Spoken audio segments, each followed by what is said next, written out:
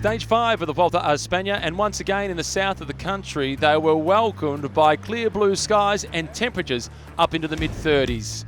The stage itself taking them from Granada through to Roquetas de Mar, 188.7 kilometres, and despite the fact it had a seaside finish, there was an altitude gain throughout the stage of almost 2,500 metres. The final Category 2 climb coming with 26 kilometres to go.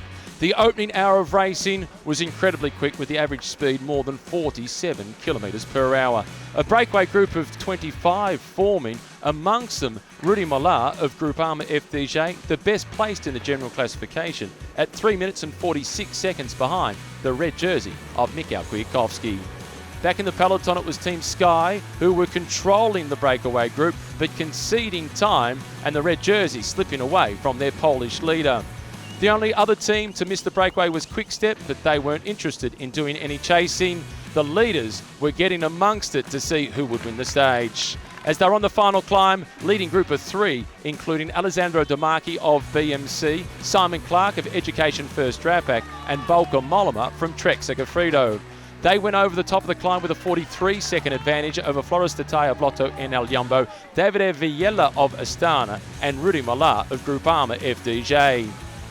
The peloton then crested the climb at a more than a 6-minute deficit, and the Frenchman was on target for red as the battle amongst the leading 3 was on for stage honours. The tactical game in the final few kilometres gave the chasers a chance to get them within their sights, but it wasn't quite enough. They fell just short as Simon Clarke opened up the sprints to win the stage ahead of Mollema and then De Marchi. For Simon Clarke, it was his second stage victory in the Vuelta a España, coming 6 years after his first. Such a long stage, you know, it's so hard to sprint after that, and even I was cramping when Mollema attacked, and I just rode through it, and I just backed myself, and you know, I was so worried that they were going to catch us from behind, but in that situation you just got to be as cold as ice, and just you got to be willing to lose to win, and so I was, and I come out on top.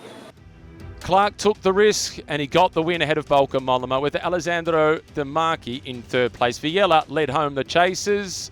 It was then Rudy Molard moving into the race lead. The Frenchman has a 1 minute and 1 second advantage over Mikhail Kwiatkowski. It's then Emmanuel Buchmann, followed by Simon Yates and Alejandro Valverde.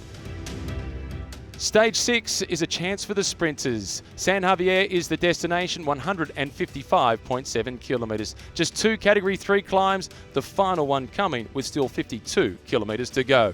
Could this be the second chance for the sprinters, or will the breakaway again steal the show?